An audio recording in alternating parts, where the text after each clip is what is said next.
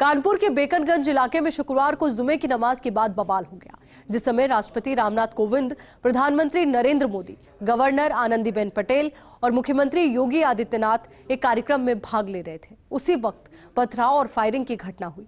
घटना में शामिल 18 लोगों को गिरफ्तार कर लिया गया।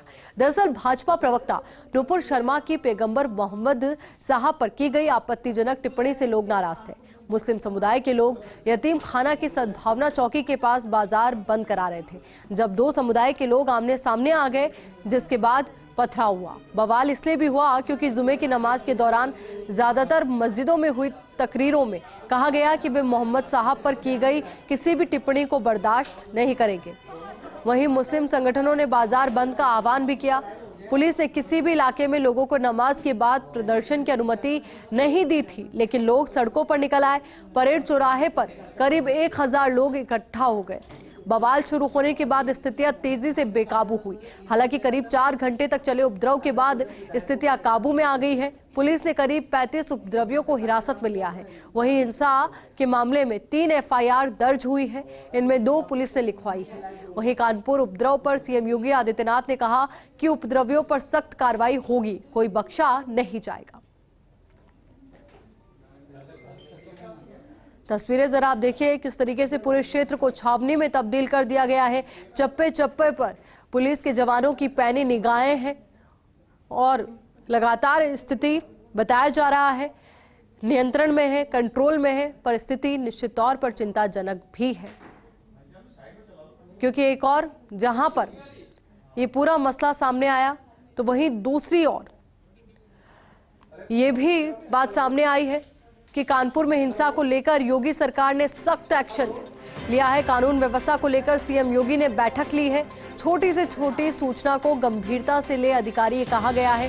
साथ ही अवैध धार्मिक स्थल चिन्हित किए जाएं, माहौल बिगाड़ने वालों से सख्ती से निपटे, बिना ढिलाई कठोर कार्रवाई की। अपने आप में बेहद अहम और बेहद सख्त एक्शन।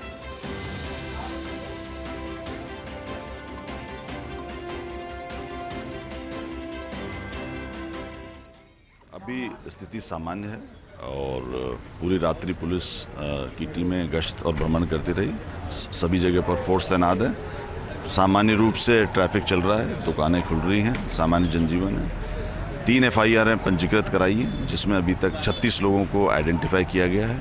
अभी भी जो हमारे पास टीवी फुटेज और फोटोग्राफ्स हैं, उससे अन्य लोगों को आइडेंटिफाई किया जा रहा है और इसमें लगातार दबिशें देकर अरेस्टिंग के प्रयास किए जा रहे हैं। अभी अरेस्टिंग के प्रयास किए जा रहे हैं। जल्दी ही सभी जितने भी जो साजिश करता थे और जो मौके पे थे, इनके खिलाफ सख्त कार्रवाई की जाएगी, अरेस्ट किया जाएगा। इसमें ना सिर्फ इनको अरेस्ट किया जाएगा, इनके खिलाफ गैंगस्टर एक्ट के तहत कार्रवाई की जाएगी और इनका जो प्रॉपर्टी जब्तीकरण है वो किया जाएगा। NSA के तहत कार्रवाई की जाएगी, ताकि कोई भी जो ये लोग हैं जिन्होंने माहौल ख़राब करने का प्रयास किया, इनके खिलाफ सख्त से सख्त। देखिए, वो प्रोग्राम अपने उससे अलग रूट और उस पर है और वो चल रहा है, सकुशल चल रहा है प्रोग्राम वो।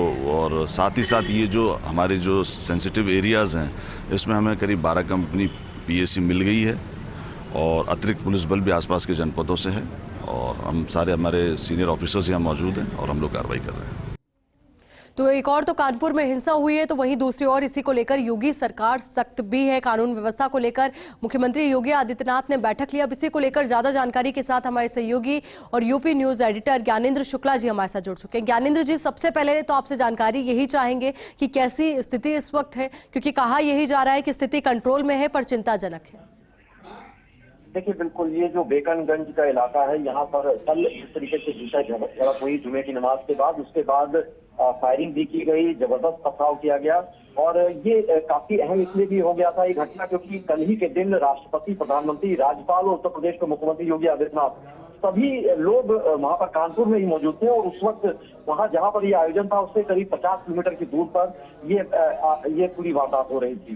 तो इसको बड़ी गंभीरता से लिया गया है और अभी इसमें जो गिरफ्तारियां हो चुकी हैं, कल देर रात तक गिरफ्तारी होती रही, दबिश जारी रही थी। इसके अलावा पुलिस की कई टीमें तैयार की गई हैं। 12 कंपनी PAC के अलावा RAF भी तैनात की गई है। इसके अलावा जो पड़ोस के जिले हैं वहां से भी पुलिस बल वहां पर तैनात कर दिया गया है। एक जो यहाँ पर इसका मास्टरमाइंड बताया जा रहा है MMA जोहा फैंस एसोसिएशन है। इसका अध्यक्ष है हयात जफर हाशमी। इसकी तलाश की जा रही है और ये माना जा रहा है कि इसी के उकसाने पर इसी ने पूरे इस घटनाक्रम को अंजाम दिया था, इसलिए अब इसकी तलाश हो रही है और ये गिरफ्तार होगा। उसके बाद इस साजिश में जुड़े हुए तमाम दूसरे लोगों के भी उनके चेहरे सामने आ सकेंगे, क्योंकि इसकी वजह से ही इस पूरी हिंसा को इसको अंजाम दिया गया। और भीड़ उपद्रवी तत्वों ने इसमें भीड़ में शामिल होकर जबरदस्त इसमें हंगामा किया है। तो योगी सरकार ने भी कल रात में भी बैठक की थी। कल देर रात बैठक करने के बाद आला अफसरों को निर्देश दिए गए थे। डीजीपी से लेकर तमाम आला अफसर, एडीजी कानून व्यवस्था और बाकी अफसर भी वहां पर कैंप कर रहे हैं। सारे कोशिश की जा रही है कि स्थिति सामान्य हो जाए और इसके अलावा जो लोग भी इसमें शामिल हैं, ये मुख्यमंत्री ने सीधे निर्देश जारी किए हैं कि किसी को भी बख्शा ना जाए और सख्त कार्रवाई की जाए। तो जो लोग गिरफ्तार किए गए अभी 3 दर्जन के करीब नामजद हुए हैं और 18 गिरफ्तारियां हो चुकी हैं। इन सभी के खिलाफ गैंगस्टर एक्ट के तहत कार्रवाई की जाए। बिल्कुल ज्ञानेंद्र जी, और जब ऐसी घटनाएं सामने आ जाती है तो जरूरी होता है कि ऐसे लोगों पर स्ट्रिक्ट एक्शन हो ताकि दोबारा किसी की ऐसी घटनाओं को अंजाम देने की हिमाकत ना हो।